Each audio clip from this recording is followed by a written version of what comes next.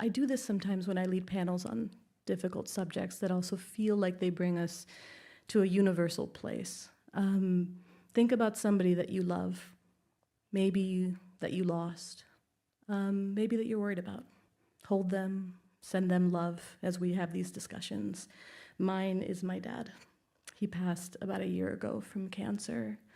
And so when I agreed to do this, I sort of understood it was going to be a difficult conversation, and simultaneously art always heals me, and art in community is the best balm. So we should read this. I actually want you to read it. Sure. If you mind. Of course. Okay, this is a quote by Susan Sontag. Illness is the night side of life, a more onerous citizenship.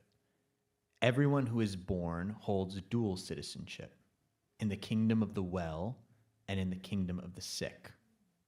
Although we all prefer to use the good passport, sooner or later each of us is obliged, at least for a spell, to identify ourselves as citizens of that other place. Is this read every time you begin, or was this a point of inspiration? Yeah, it actually, every time it sort of starts the piece. So the show was inspired by this quote, I think. I mean, it was inspired by many things, but one of those things is this quote. And we actually begin the show with one of the performers says these words by Susan Sontag, and that's how we start the moment, the event. Yep. Thank you. What are the origins of this play, personally and professionally? Would you talk to me about what made you decide to make communal singing and illness into art? Yeah, sure. And either of you can start. Yeah. The communal singing came a little bit later, and it was in part inspired by the communal singing we did in the A.R.T. production of We Live in Cairo. But the early drafts of this show were a little more traditional. So I don't know, Patrick, do you want to talk about that? Yeah, I mean, we were inspired by the first, I think, our kind of foray into this, our first ventures into this topic was after reading this book. Maybe some of you have read Emperor of All Maladies. It's this Pulitzer Prize winning, gorgeous and epic and moving book about the history of cancer. Siddhartha Mukherjee wrote it. He calls it the biography of cancer. Mm-hmm. God. And there's a good kind of thick section of the book in which he talks about the first combined chemotherapy trials, and these two individuals, Emil Frey and Emil Freireich, who sort of invented combined chemotherapy, or sort of pioneered it in with leukemia, with childhood leukemia. And that was sort of our we were so inspired, so moved and inspired by the kind of maverick nature of these two guys. And we just came off of this show, We Live in Cairo, about all these activists, these young activists, and we're like, oh, this would be kind of cool, like these two young dudes doing this, sort of revolutionary thing. Exactly, yeah. And I mean, it's fascinating in that, like, their trial allowed cancer to be an incurable disease to curable in some cases in the 60s. So and so that, I think that, like, turning point in history was a fascinating thing for us to try to write what initially was like a very traditional, what we call like book musical. Yeah, it was like a real story. It was like, scene, song. And then I think, like, within that period, we had three close family members go through cancer, go through the journey of the illness journey, and pass from cancer. And so we were experiencing this, Cristela, as you know very intimately, the rooms, like these private rooms in which you're dealing with people very close to you. And in many ways sort of sequestered, whether it's in the hospital room or the bedroom. And, you know, after, I think we dealt with this for the better part of a year. And I think when we gained a little bit of perspective, we thought to ourselves, how sort of cathartic would it be to have to deal with this subject matter, to deal with the illness journey, to deal with patients and caregivers in a public space, in a communal space. Right. And what's more communal than communal singing, you know? Sing along, not in the like Disney sense, but like, you know, in the communal, like in the I have to say, you know, we call this a secular mass. You know, we grew up in the Catholic tradition, and Serious lapsed Catholic. yeah. Well, Boston knows about that. But I do think, we had this urge to like gather together, sing, and deal with big questions still. Like that urge, that very like primal urge to do that didn't go away when we moved away from the Catholic Church. So I think that was a big impulse to gather together. And musically speaking too, we have no folk songs. Yeah. You know, we don't sing together as a culture. And it felt like such a void to try to fill with some very simple music that we'll sing together tonight.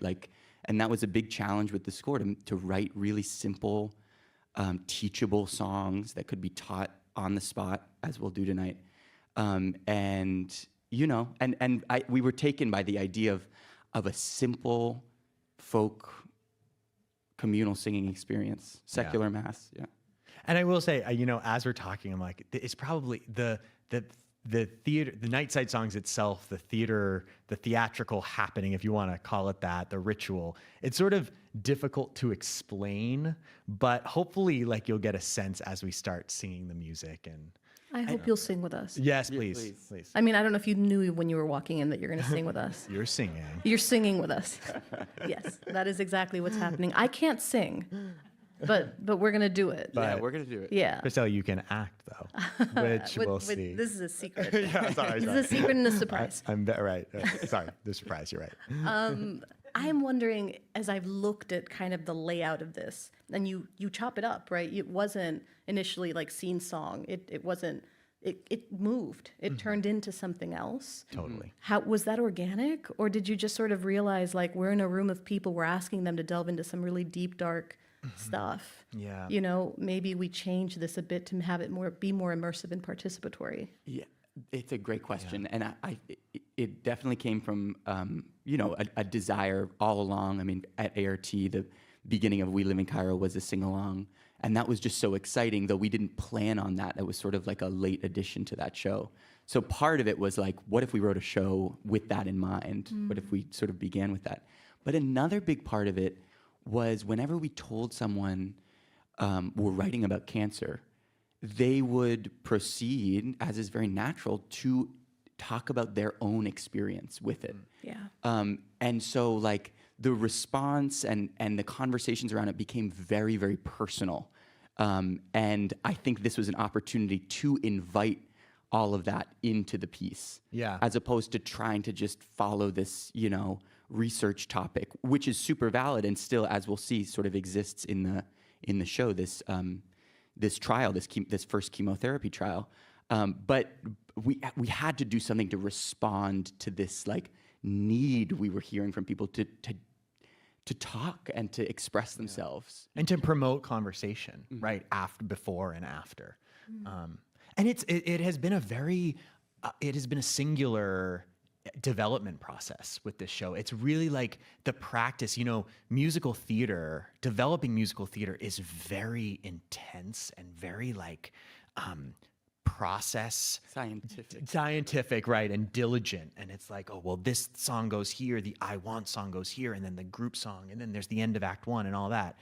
And what's just been amazing about this show is it's been like the process of receiving and letting go and being just much more experimental in the way that this comes together. You'll if you see the show in March and April at A.R.T, there's this every person tale. This Yasmin Hawley is this character who goes through the illness journey, and And in between, and sort of her story has these sort of communal singing moments, but in between there are these visions of that puts like her story in a historical perspective, and a world perspective. So it's hard to explain, but it's the process and the development has been just one of like, oh, this sounds interesting energetically. Let's put this here. Let's talk to this person. Let's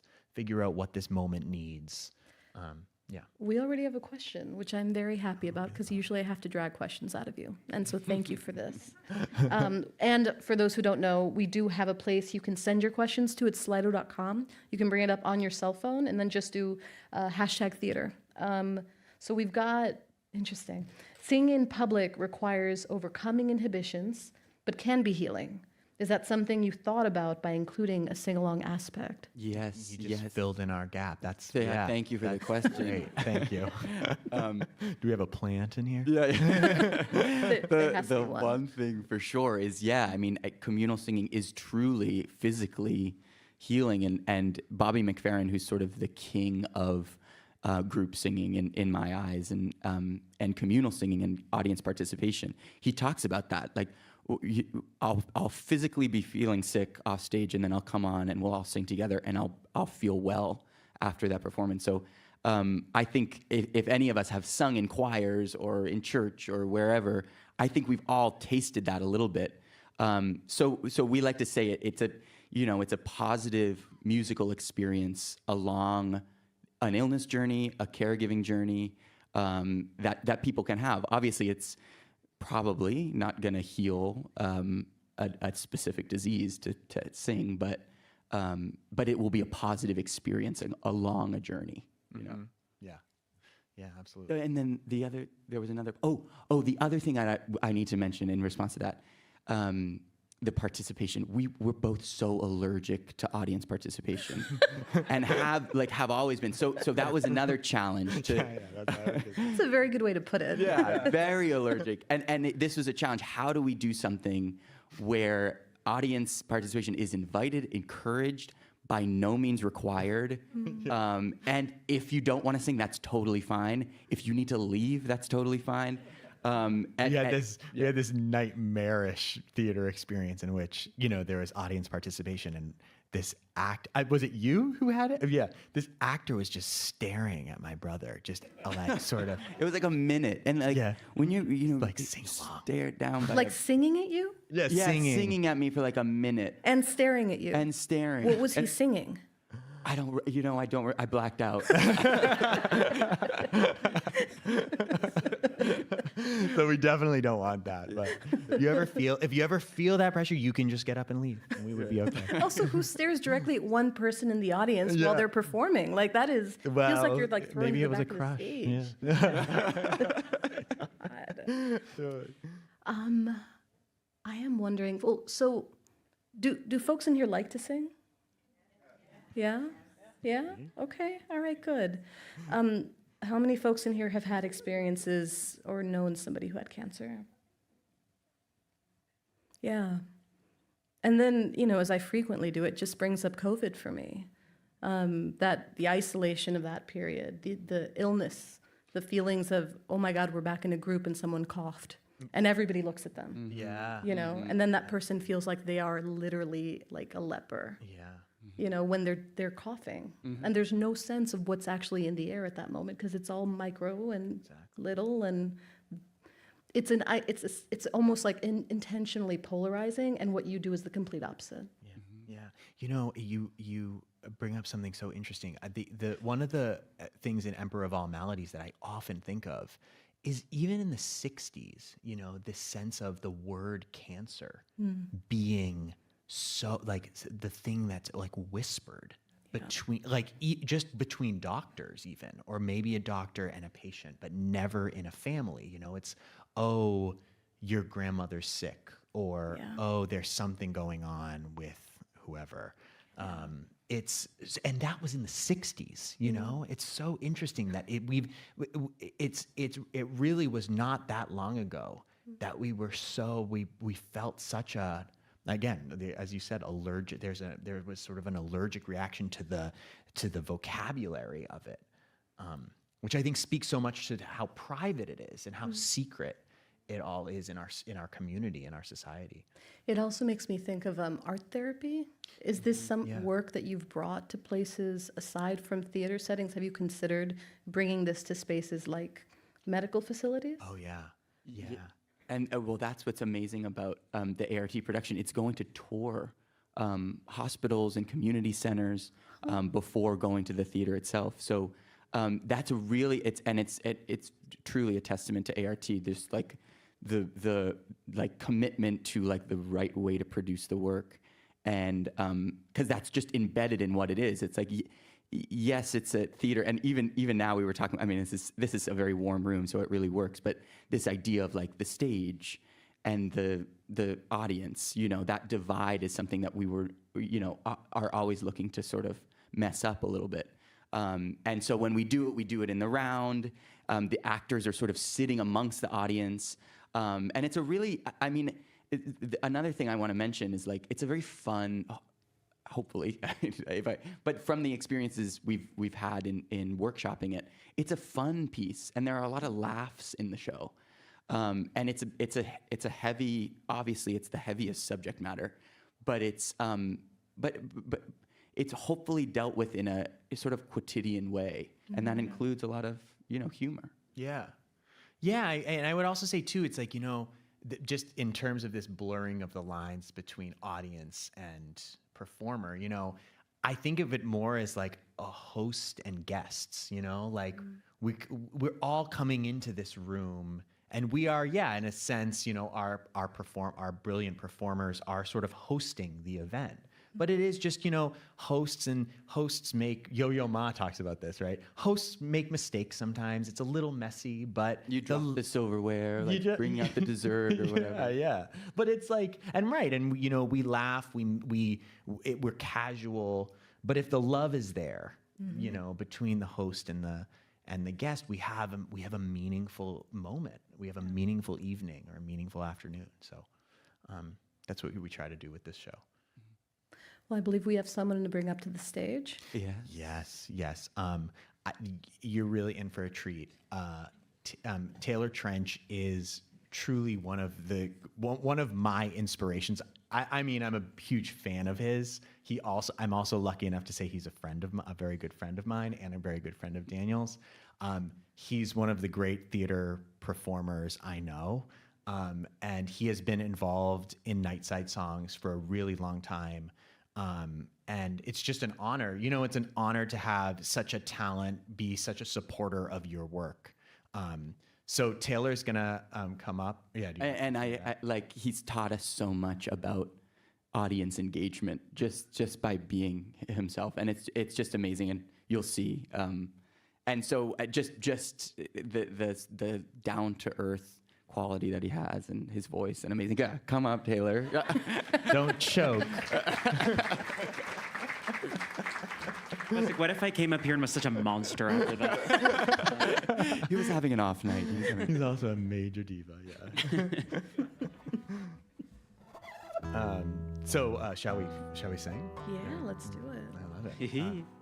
Okay, well this song is I'm really proud of this one. It's it happens it happens sort of midway through the show, in which our character Yasmin actually enters remission, and the moment in this section, we're just sort of going through life. This is kind of the quotidian details of life in this sing along. So and I have to also give a shout out to Madeline Benson, who was really instrumental in the development of this piece. And we talked a lot about what are different ways to get audience to sing along. One of them, call and response. Another one, teach the whole thing, and then cue.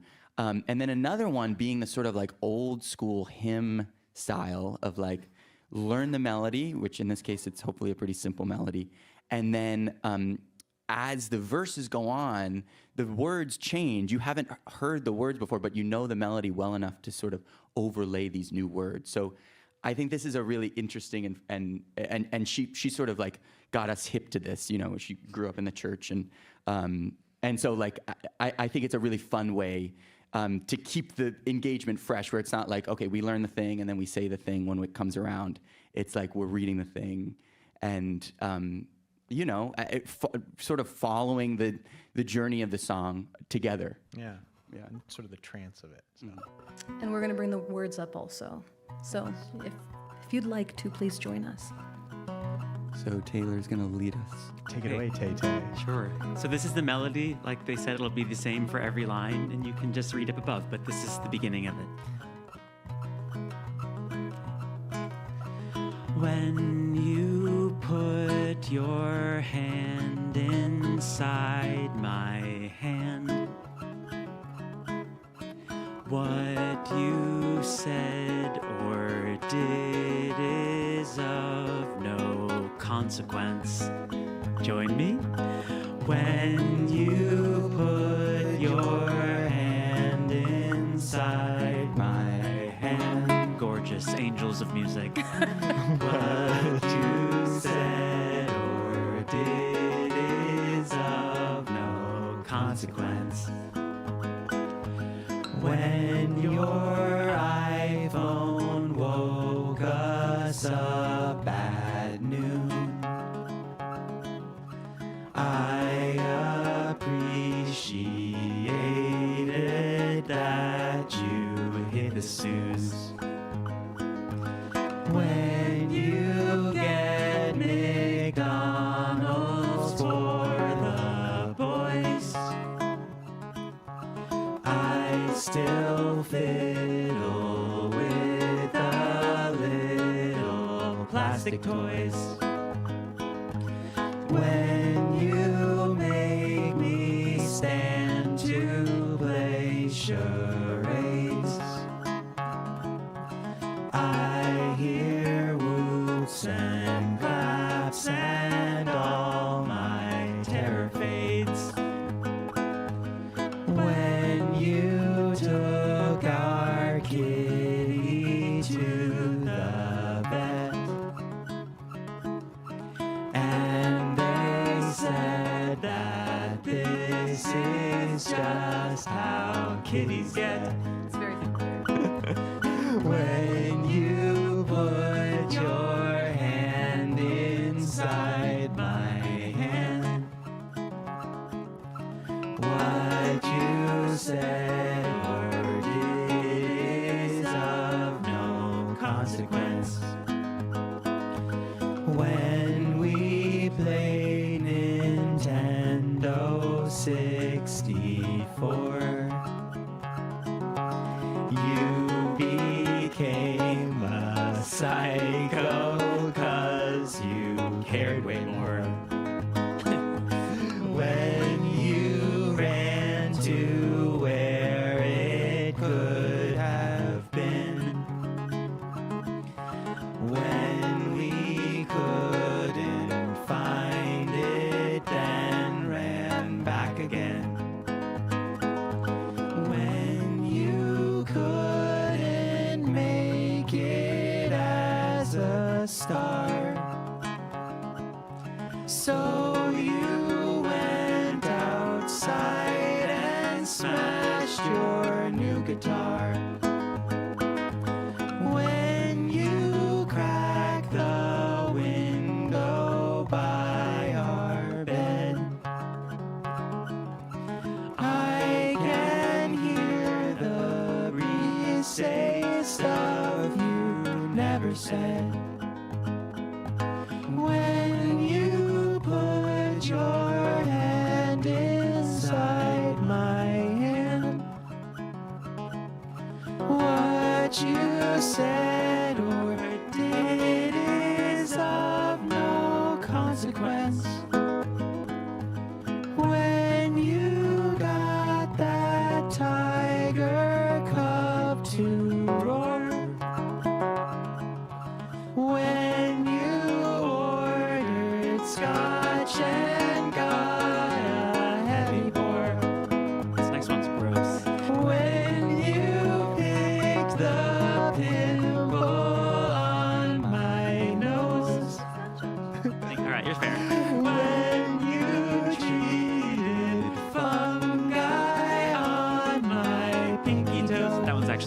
me. I just was trying to deflect. When you send me pictures of your ass, Taylor. When you modeled nude for someone's painting class, Daniel. when your views offended my best friend, when you couldn't quite pull off that fashion trend, when you put your hand inside my hand, what you said or did is of no consequence. When you put your hand inside my hand, what you said or did is of no consequence. Give yourself a round of applause. Whoa. Boston can sing. Amazing. Boston can sing. Boston strong. Astonishing. Thank you. Boston song. Oh, that was really beautiful. I'm curious if you submit audience questions or comments, how that felt. Consider, maybe tell us. What was it like for you all the first time you did that? Wow. Quite profound, I think. You know, I'm curious. I'm curious, Taylor, what was it like for you? You know, leading it. Taylor's done multiple workshops of the show, and I feel like we can speak to it from a writing perspective, and I think there will always sort of be a gulf. You know, like we really like it. We wrote it. We really like it. We think it's powerful. I don't know. We think it could be powerful. It has the potential. But I think obviously there's something that we understand, as writers, and then there's something that the audience understands that's completely different that we'll never understand, and the performers.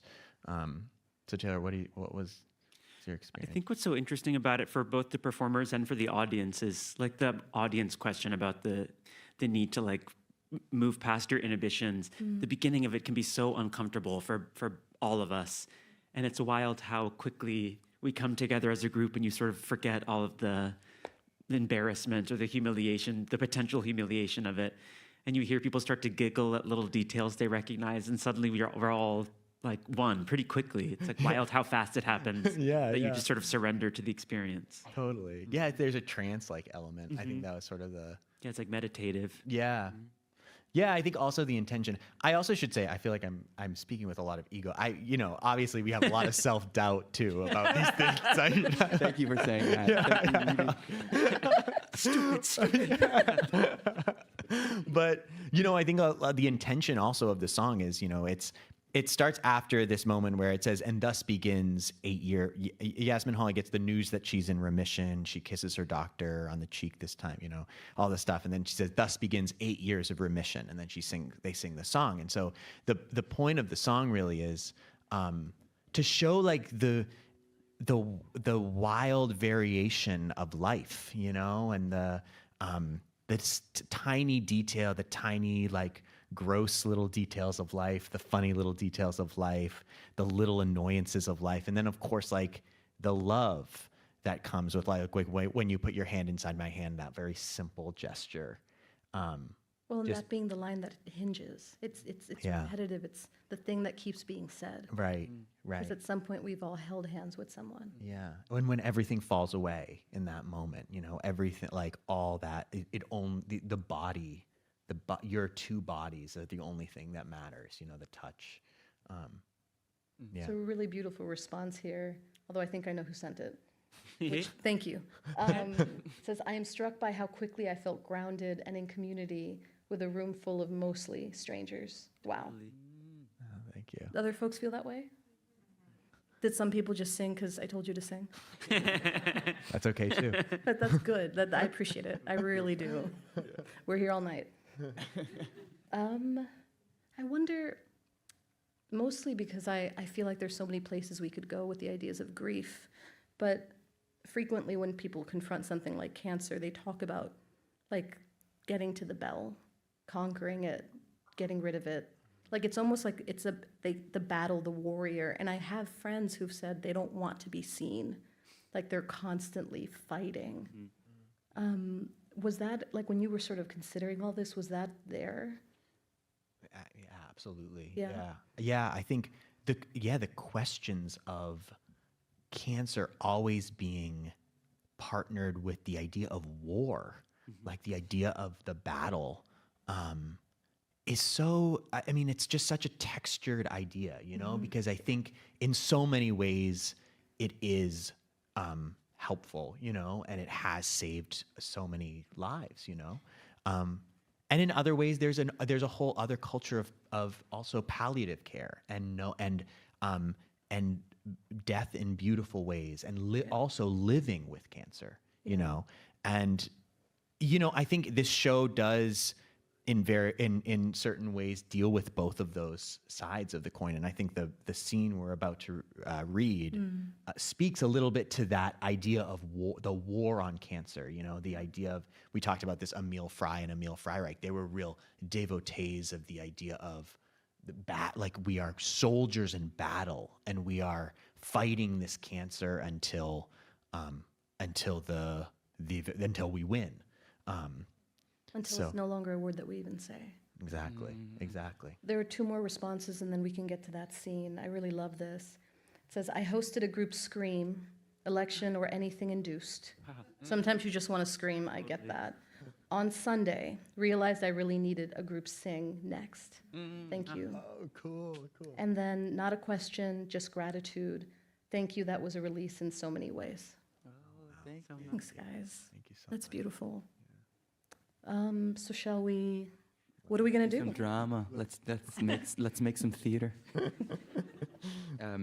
We've got. Is that okay? Nice. We've got a scene here. So interspersed in this, as Patrick was talking about, this every person story in the show. There are these things that we're calling visions that put Yasmin's story sort of in this historical context. This sort of, you know, long swaths of history that sort of are nodded to in these visions. So we have one from, so we keep talking about this initial idea of writing this book musical about the dawn of chemotherapy. And I'm happy to say that it hasn't gone fully away, as so much does, like after drafts and drafts of musicals. We have sort of clung onto it. Because it is a fascinating moment to us. So we have this historical fiction scene where Freireich is dealing with getting his trial basically approved, or more appropriate. For starting his trial, Yeah. actually, and the other doctors at the National Cancer Institute coming up against him for various reasons, and I think it'll be made clear in the scene. But we're all going to be playing a part. Maybe. Yeah. Also, I played 2 characters. I become somebody's mother at the end, just to warn you. Cristela is our protagonist. Exactly. Rightfully so. Yeah. And I'm the antagonist, of course. Okay, so you know. To put chemotherapy in a historical context, this is a vision of the inventor of modern chemotherapy, Dr. Emil Freireich. First with his colleagues in the leukemia group at the National Cancer Institute in Bethesda, Maryland, then with the mother of one of his first patients, Lillian Jones. It takes place on November 14th, 1962. I want Dr. Freireich to explain his trial. Explain your trial to us, Freireich. You know full well my trial, doctor. How long have you been in the leukemia group, Freireich? As long as you. As long as me. So you're fully aware of the cytotoxicity of prednisone, are you not? I know what you're getting at, and... Fully aware of the toxicity, fully aware of what it does to our patients. So what is Dr. Freireich proposing? Prednisone and vincristine and adriamycin and methotrexate. Dr. Bulger. 4 drugs, each more toxic than the last, injected in quick succession into our children. I have been in the leukemia ward as long as you, Dr. Bulger, as has Dr. Vishal here, as has Dr. Breyer. I've been here since 1955, longer than you, and you, and you for that matter. What do you think of Dr. Bulger's assessment, Dr. Breyer? I think he has a goddamn point. And so what would you propose? Dr. Breyer didn't call this meeting. Dr. Bolger did. I have my proposals, which I'll get to after. You'll get to after. Dr. Breyer, let me ask you, being in the leukemia ward since 1955, you know the effects of prednisone on our children. I certainly do. You also know our children's rate of mortality, I certainly do. which is 97%. This has nothing to do with what we're talking effectively 100%, though, Dr. Breyer. about. Now, that's not true. The prednisone has put the leukemia in remission for 3 months at most. That does not make a rate of 97%. It is 100%. And I'm not saying we haven't made progress, gentlemen. Our work is progressing apace. Enough. But I'm trying to move the needle here. I am a researcher. And through my research, I have come to realize that these 4 drugs administered together will put the majority of patients into remission for years. And some may cure them completely. It will kill them, Freireich. It will kill them on the spot. But the leukemia group has already established that, haven't they? Which gets me to the real reason I've called us here. Freireich. Doctor. What? Dr. Freireich. Dr. Freireich. The leukemia group has denied you your trial, but you have gone above our heads to get funding for it. You have received approval from individuals at this organization who have no awareness of the intricacies of this disease, and that's why I am proposing a stop to it immediately. Then get to it. What do you propose to take its place? We can discuss that. When? It's not our purpose at this time. Dr. Bolger, he has a point. At another time, I would be happy to discuss that. A thought, Dr. Bulger. An inkling. When I flesh out a plan, I will. That's okay. Give us something. We up the prednisone. Yes. No, that will not work, and you know it. You know it. Damn it, we're looking out for our children, Freireich. They are not our children, doctor. They are the children of parents who have traveled across this country to our institute on one last shred of hope. And we have a responsibility to give them our best shot at a miracle. We are not here to fluff their pillows and stop their bleeding and let them drift off. We are here to be their generals in a battle they have no choice but to fight in. Yes, I am fully aware that my trial will bring these children to the brink of death, and I hate that. But it is my responsibility, and my trial will put them into remission, gentlemen. I am confident of it. Dr. Freireich, Mrs. Jones, what are you doing here? I've been waiting for you. I'm sorry, I've been in meetings. How can I help you? When will the trial begin? Soon. Very soon, Mrs. Jones. I don't know what to do. Go to Janie. I can't explain it. I'm scared to go in there. Lillian, I know it's hard to see her this way, but be with her tonight. She's your daughter. Try to make her comfortable. Tell her a story. Will she live? Lillian, it's a highly experimental therapy. But she has to live. You have children, don't you, Dr. Freireich? I will do my best to give her more time. Live. Mrs. Jones, I need to attend to some things now. Go to your daughter. She needs her mother right now, all right? Tell her a story. Something simple. Something to settle her.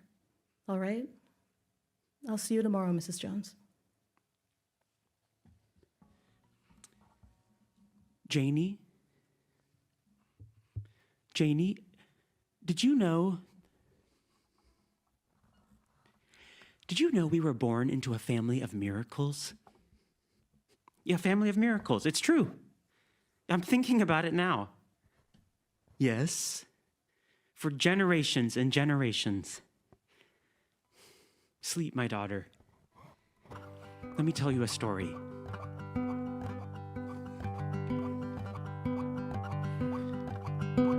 Dad didn't like to go into detail, but I, after dinner one night, insisted he share one more name, describe the terrain. I was curious, and he did, and quickly a picture was forming of life on the front. There, with his friends, with the men he would never see again. Or never speak of again. A young 21 and stationed in France. One day an attack from the enemy line on the hill. Bill said, let's give 'em hell. And they didn't hold back. First fell Bill, then Kip, then Skip, each one with a wife and a child. There were flashes of war, and your daddy was sure that he'd die. They were firing like wild. Your daddy was shot 7 times. And he told me he laid there and thought of the world and of things that were true. That how mountains and air and bullets and peace, they all turn into you. Oh, how mountains and air and bullets and peace, they all turn into you. He came within an inch of his life, but he slowly revived. That he had survived was a miracle. We found a plot and we built a house to celebrate. But the doctor said, given the injuries, bearing a child would be surely impossible. And your daddy said, focus on all that we have, be happy for life. What more could we want? We tried and we cried and we fought. And I laid there and thought of the mountains and air and the things that were true. Could the mountains and air and the city in peacetime all turn into you? Then the mountains and air and city in peacetime all turned into you. He got his miracle, I got my miracle too. And so will you. So will you. As you lay there, you'll think of the mountains and air and the things that are true. No, the mountains and air and stars in the sky are all within you. No, the mountains and air and stars in the sky are all within you.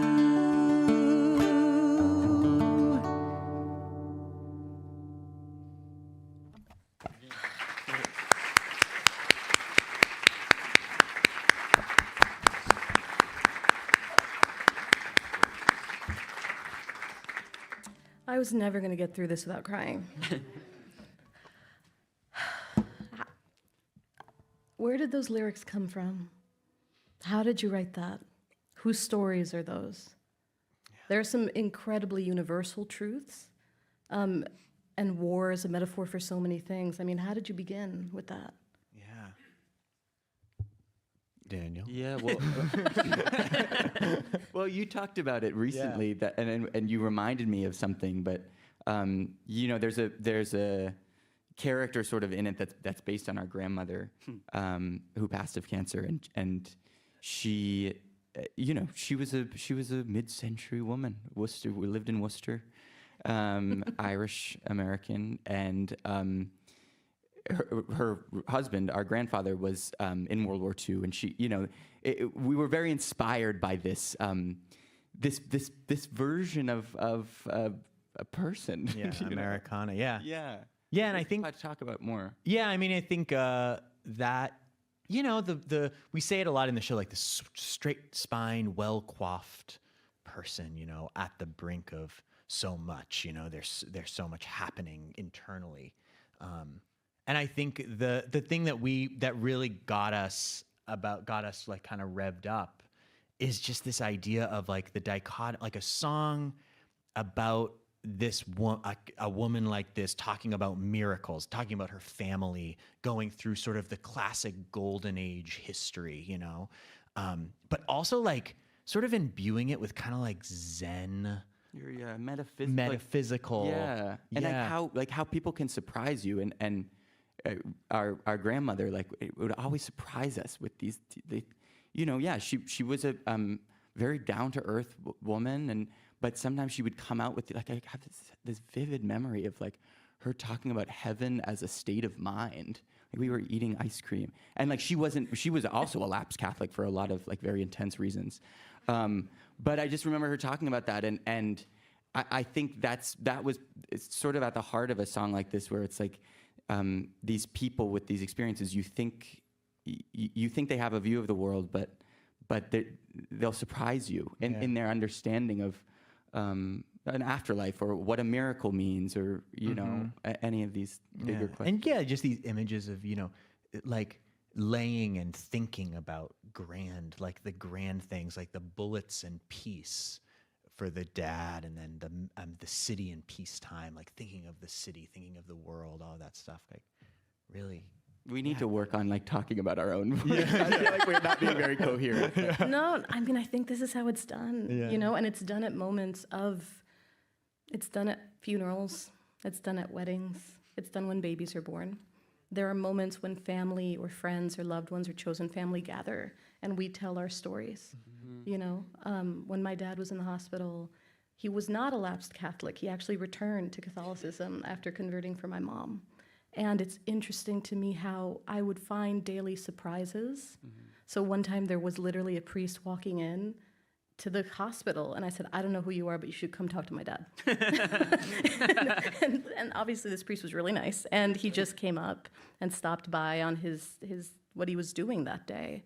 And at one point there was a lady with a dog, and I said the exact same thing, because I was kind of like how there's like a bridezilla.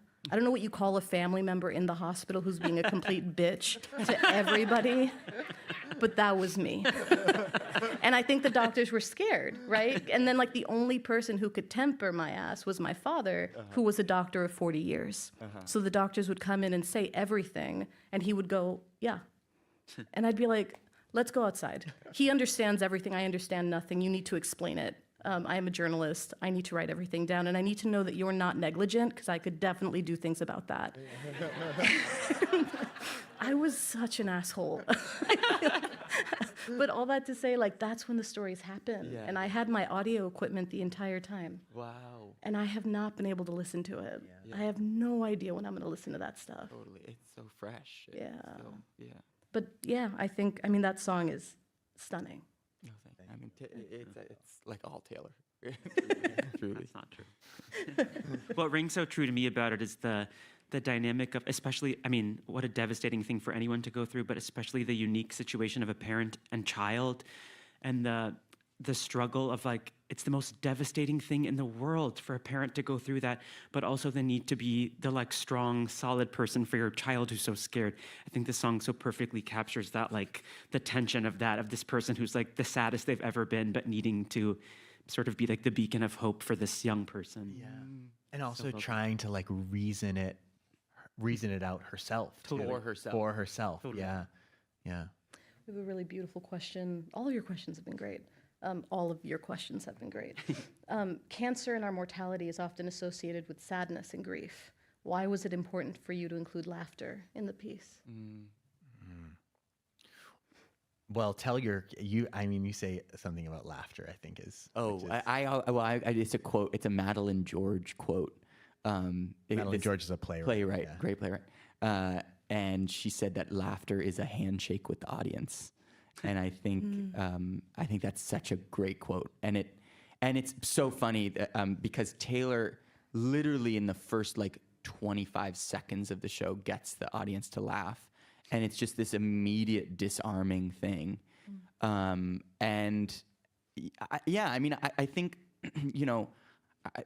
think I can speak for the three of us, and like we go to a lot of like ritual theater or like theater that is like sort of trying to get at ritual, and I don't mean to be too pejorative about that at all. It's so hard to make anything,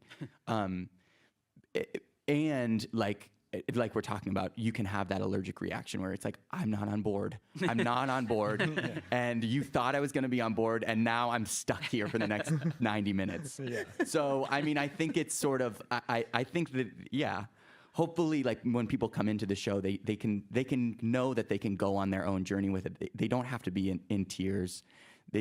They can be laughing, they can leave, they can, whatever it is. So it's very important to us to form a hospitable environment. And Patrick and I are Arab, and we feel like that's also a very cultural thing for us. Or it's like we're in this space together. Come into our home. Yeah. Yeah, I will say we went to Northwestern. We did a musical theater development of this at Northwestern, and one of the performances, a kid came in with he felt a little too welcome. That was a little too welcome. Huge can of Heineken beer in the front row, just like just sort of passing out, during the sort of mumbling the words a little bit, And I'm like, you know what? That's okay. That's okay. You're a college student. Too. Yeah. No, it's true. Yeah, he wasn't disruptive. He was just falling over. Yeah. It's such a human thing, though, to want to laugh in like the deepest, darkest. You just want reprieve from it. And I think also laughter and crying are really actually like a fraction away from each other. And it's why there's that trope in movies of like the woman laughing with her friend and then like breaking down into sobs, just because they're actually like so close to each other. Yeah. Those feelings. Totally. My favorite stories to write used to be, I worked in print for 13 years before I switched to radio, and they were obituaries. Oh. Not only because that's the only thing they don't put in the parrot cage, which we were discussing. It's the only article for those who still read newspapers that people keep. If it's well written and they sat with you, and you know that in your mind they're not going to remember anything they're telling you in grief. They're not. Mm-hmm. So then you have to follow up again and see how they feel about the piece. And if it's a well-done profile, it's not perfect. The person's never perfect, but it's gorgeous because it has flaws, and I'd prefer to describe somebody as they were, So in a way, that guy with the Heineken is like totally appropriate. Yeah. It's true. It's true. And I mean, with that same, maybe it was another performance, but it was at Northwestern. It's really just in terms, what you're saying is reminding me of the fact that like you never know how things are going to hit people in the piece. Like we have a section about bills, like medical bills, and we have always considered that like a very dry section. I mean, interesting in a way, but just very dry and shocking too. Like the price of just certain things in our medical system. But one of these performances in Chicago, this younger woman was sobbing throughout that section, and it totally took us all off guard in a really beautiful way to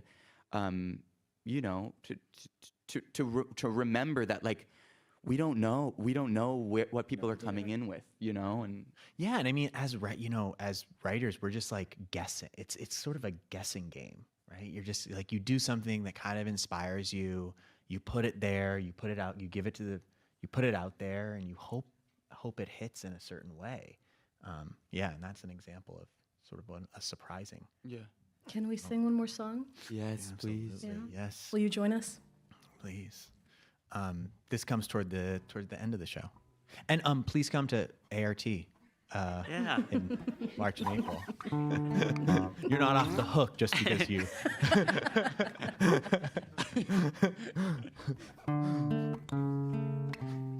So the chorus of this one we sing together, but then there are verses you don't have to. We won't force you to sing.